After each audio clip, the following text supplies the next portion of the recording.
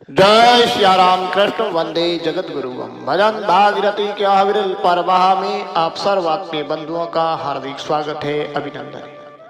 सदा की भांति आज की नित्य सत्संग का प्रसंग है श्रीमद् भागवत गीता यथावत भाग 32 क्षेत्रज्ञ भाग सतूत। योगीश्वर कृष्ण भगवान की जय हो, जय हो। गीता मैया की जय हो, जय हो। वसुदेव सुतं देवं कंस सानूरमर्दनं देवकी परमानंदं कृष्णं वंदे जगद्गुरु। अद्वैतमृतवर्षिणी भगवतीम् अष्टादशाध्यायिनीम् अम्ब तवामि अनुसन्धामि भगवद्गीते भगवद्वेषिणम्। सोम श्री परमात्मने नमः। प्रकृति पुरुषं चैव सिद्ध्यानादि उभावपि विकारांश गुणांशेव विधि प्रकृति संभवा। प्रकृति और पुरुष इन दोनों को ही तू अनादि जान। राग द्वेष आदि विकारों को तथा त्रिगुणात्मक संपूर्ण पदार्थों को भी प्रकृति से ही उत्पन्न। अर्थात पहले क्षेत्र की कहा, अब उसी को प्रकृति पुरुष नाम देकर वर्णन करते हैं। प्रकृति पुरुष दोनों ही अनादि हैं और ईश्वर अनादि काल से इनका नियमन करता है। कार्य करण कर्तृत्वेतु प्रकृतिर्योच्यते पुरुष सुख दुखानां भोक्तृत्वे हेतुर्युच्यते। कार्य और कारण के द्वारा होने वाली क्रियाओं को उत्पन्न करने में प्रकृति हेतु कही गई जाती है और सुख दुखों को भोक्तापन में पुरुष हेतु कहा जाता है। भगवान ने पहले क्षेत्रज्ञ कहा, उसी को प्रकृति और पुरुष नाम से पुनः कहते हैं। क्षेत्रज्ञ व्यष्टि है, प्रकृति पुरुष समष्टि है। शरीर संसार प्रकृति से है और आत्मा परमात्मा पुरुष से संबंधित है। ये दोनों एक दूसरे से असंबंधित है, असंबंधी है। प्रकृति तो असत जड़ दुख रूप है और पुरुष सच्चित आनंद रूप है। प्रकृति नाशवान विकारी तथा क्रियाशील है और पुरुष अविनाशी निर्विकारी तथा अक्रिय है। प्रकृति ही नित्य निवृत्ति है और पुरुष ही नित्य प्राप्ति है। प्रकृति की नित्य निवृत्ति है और पुरुष की नित्य प्राप्ति है। ज्ञान भक्ति दोनों का मान रखने हेतु भगवान ने प्रकृति को न तो अनंत कहा और न शांत कहा, प्रत्युत अनादि कहा है। जो कार्य और कारण द्वारा होने वाली क्रियाओं को उत्पन्न करने में हेतु कहा जाता है। आकाश, वायु, पावक, पानी और पृथ्वी तथा शब्द, स्पर्श, रूप, रस, गंध ये कार्य के अंतर्गत है तथा बुद्धि, अहंकार, मन, श्रोत्र, त्वचा, रचना, नेत्र, घ्राण, वाक, हस्तपाद, उपस्थ, गुरा ये तेरे करण है जिनकी गतिविधि प्रकृति द्वारा संचालित है। पुरुष को भी भगवान ने अनादि कहा है, जो प्रकृति से संबंध स्थापित कर दुख के भोक्तापन का हेतु है, सुख दुख के भोक्तापन का हेतु है। जो जीवात्मा पुरुष कहलाता है, यानी चेतन आत्मा जड़ से संबंध मानने से जीवात्मा कहलाता है। पुरुष प्रकृति स्तोई भोक्ते प्रकृति जान गुणा कारणं गुण संगोस्य सदसद्यो निज जन्म सद सद्यो योनि जन्म, यानी ऊंच नीच योनियों में जन्म लेने का कारण बनता है। क्या?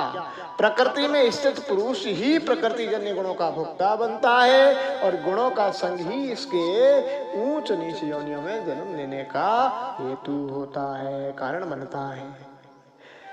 विशेषतः पुरुष यानी शब्द माने स्त्री पुरुष से संबंधी नहीं है। ये पुरुष शब्द आत्मा के लिए आया है, जो अहम को स्वीकार करके जीव, क्षेत्रज्ञ, शरीरी, देही आदि नामों से कहा जाता है, जो प्रकृति के गुणों अनित्य का संग कर आवागमन में आता है। अगर पुरुष असंग रहता हुआ नित्यता में रमण करे और अनित्य से कदापि संबंध न बनाए तो वो नित्य मुक्त है। यानी मैं और हूं का परित्याग कर नित्य है में स्थित पुरुष सदा जन्म मरण से रहित है।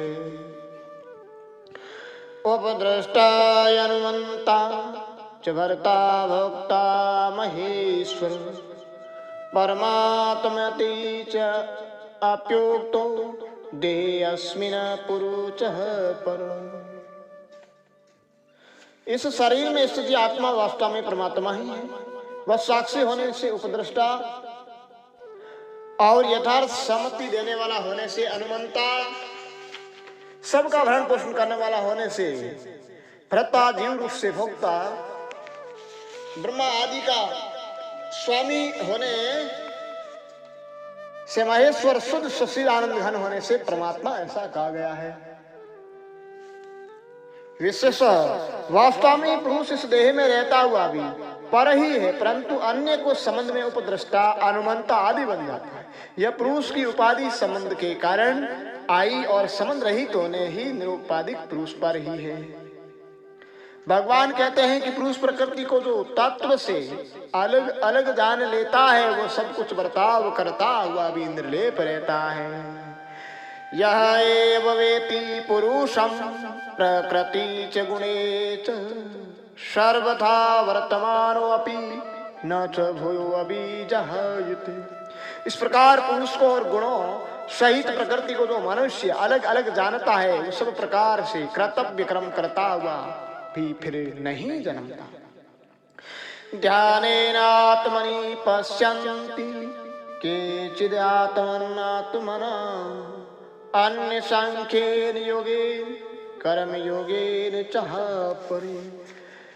कहीं मनुष्य ध्यान योग के द्वारा, कहीं सांख्य योग के द्वारा और कहीं कर्म योग के द्वारा अपने आप से अपने आप में परमात्मा तत्व का अनुभव करते हैं। पूर्व श्लोक में विवेक के महत्व को मुक्ति का उपाय बताया। ऐसे ही यह ध्यान योग की प्रधानता बताई जो सांख्य और निष्काम कर्म योग नामक दो धाराओं से संपादित है। अन्यतमेव जानते श्रुत्वा नेभे उपासते ते अपि च तिरन्ये मृत्यु श्रुति परायण। परंतु इनमें अन्य जो ध्यान, सांख्य, कर्म योग आदि साधनों को इस प्रकार नहीं जानते पर जीवन मुक्त महापुरुषों से श्रवण कर उपासना करते हैं, ऐसे भी श्रवण प्रायण जन भी भवसागर से पार हो जाते हैं, अर्थात श्रुति प्रायण होकर मृत्यु का अतिक्रमण कर लेते हैं। जिन लोगों को कारण व शास्त्र समझ में नहीं आते वे तत्वज्ञ महापुरुषों के पावन सानिध्य में उनकी आज्ञा का पालन करते हुए संसार सागर से तर जाते हैं। यावत् संजायते किंचित तवं स्थावर जंगम क्षेत्र क्षेत्रज्ञ संयोगत ते भरतर्षि। हे भरतवंश में श्रेष्ठ अर्जुन, स्थावर और जंगम जितने भी प्राणी पैदा होते हैं उनको तू क्षेत्र क्षेत्रज्ञ के संयोग से प्रभु। समं सर्वेषु भूतेषु तिष्ठन्तं परमेश्वरं विनश्य त्वस्विनश्यत्यं यः पश्यति च पश्यति। जो पुरुष नष्ट होते हुए संपूर्ण प्राणियों में परमेश्वर को नाश रहित और समरूप से स्थित देखता है वही वास्तव में सही है। जड़ चेतन समस्त प्रकृति में, समस्त भूतों में वह निर्विकार, अविनाशी, शाश्वत, सत्य, नित्य चेतन तत्व आत्म रूपेण अवस्थित है। अनित्य, अविनाशी, अनित्य, विनाशी व विकारी प्रकृति विषम है और परमात्मा सम है। विषमता का अधिष्ठान है समता और समता विषमता के अत्यंत अभाव का अधिष्ठान है। इसलिए विषमता के अत्यंत अभाव में जो विषमता द्रष्टव्य है वो मिथ्या है। संसार के समस्त पदार्थ विनिष्ट है और विनिष्ट का अधिष्ठान अविनिष्ट है। अतः विनाशी मिथ्या है और अविनाशी सत्य है। उस अविनाशी परमेश्वर को जो देखता है वो सत्य देखता है। समं पश्यामि सर्वत्र समवस्थितं ईश्वरं न हीनश्चात्मनात्मानं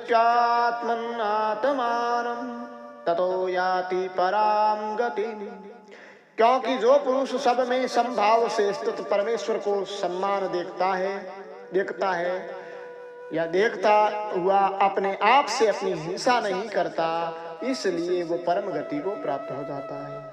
ईश्वर सर्वत्र समान रूप से स्थित है, यानी परमेश्वर सर्वत्र सम रूपेण सम अवस्थित है, यह तत्पदार्थ है। और ये परमेश्वर सब भूतों में आत्म रूपेण सम अवस्थित है, ये तवम पदार्थ है। और इसको जो देखता है कि आत्मा है सो ईश्वर है और ईश्वर है वो आत्मा है, ये असी पदार्थ है। अर्थात ये श्लोक एक महावाक्य रूपेण समाहित है। जो इस महावाक्य को आत्मसात कर लेता है वो अपने आप को परमेश्वर से अलग नहीं करता है, अर्थात अभेद स्थिति में सम अवस्थित रहता है, तब वो परम गति को प्राप्त हो जाता है। प्रकृत्येव च कर्माणि क्रियमाणानि सर्वश यह पश्यति तत्यात्मन् कर्तारं च पश्यति।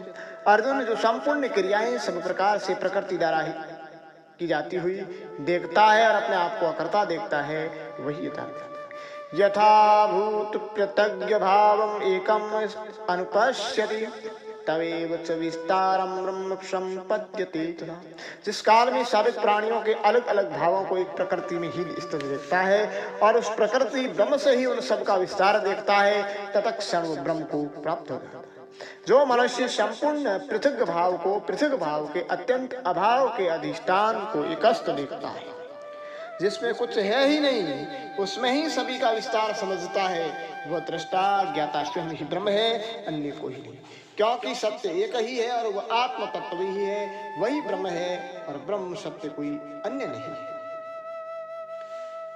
अनादि तवान निर्गुण तवाम पर अमात्मम अव्यय शरीर अस्ति कौन्तेय न करोति न लिप्यते।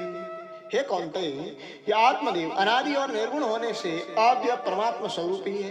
ये शरीर में स्थित हुआ भी न करता है न भोगता है, अर्थात यह आत्मा अनादि निर्गुण है और जो अव्यय परमात्मा है वह भी यही है। और वह अव्यय परमात्मा आत्म रूप से शरीर में ही रहते हैं और शरीर में निवास करते हुए भी कुछ भी नहीं करते, न ही कर्म के लेप बदन है, अर्थात आत्मा शरीर में रहता हुआ भी कर्तृत्व भोक्तृत्व उससे रहित है, क्योंकि सभी शरीर सादी और शांत है। आत्मा अनादि और अनंत है। शरीर त्रिगुण के कार्य और उसमें ही समाहित होते हैं, जबकि आत्मा निर्गुण है, अतः वह अव्यय अविनाशी परमात्मा है, जो शरीर में रहते हुए भी न कुछ करता है और न लिप्त ही होता है। स्वामी सुखराम जी महाराज ने अपनी अनुभव वाणी में कहा, अव्यम हम आदि ब्रह्म अविनाशी, जो कोई जाने भेद हमारा सोई अमर घर पासी। अव्यय हम आदि ब्रह्म अविनाशी। यथा सर्वगतम शोषम यदाकाशम नोपलिप्यते सर्वत्रावस्थितो देहि तदात्मानो उपलप्यते। जैसे सर्वत्र व्याप्त आकाश अत्यंत सूक्ष्मता के कारण कहीं लिप्त नहीं होता, ऐसे ही सर्वत्र परिपूर्ण आत्मा किसी भी देह में लिप्त नहीं होता। यह आत्मा सब जगह सब शरीरों में सब समय ही, फिर भी यह सदा निर्लेप रहता है। जिस प्रकार सर्वगत आकाश अत्यंत सूक्ष्मता के कारण उपलिप्त नहीं होता, उस तरह आत्मा भी सर्वत्र परिपूर्ण होते हुए भी अपनी अत्यंत सूक्ष्मता के कारण नित्य निर्लिप्त रहता है, अर्थात किसी से उपलिप्त नहीं होता। यथा प्रकाश्यते कृष्णं लोकमेव रविः क्षेत्रं क्षेत्री तथा कृष्णं प्रकाश्यते भारत। हे अर्जुन, जिस प्रकार एक ही सूर्य संपूर्ण लोक को प्रकाशित करता है, उसी प्रकार एक ही क्षेत्री यानी आत्मा संपूर्ण क्षेत्र को प्रकाशित करता है। विशेषतः पूर्वोक्त श्लोक में एक आकाश का दृष्टांत अधिष्ठान की प्रधानता से, इसमें जो सूर्य का दृष्टांत है यह प्रकाश की चिन्ह मात्रा की प्रधानता है। जैसे सूर्य संपूर्ण विश्व सृष्टि को प्रकाशित करता है, वैसे ही क्षेत्र को क्षेत्री यानी आत्मा प्रकाशित करता है।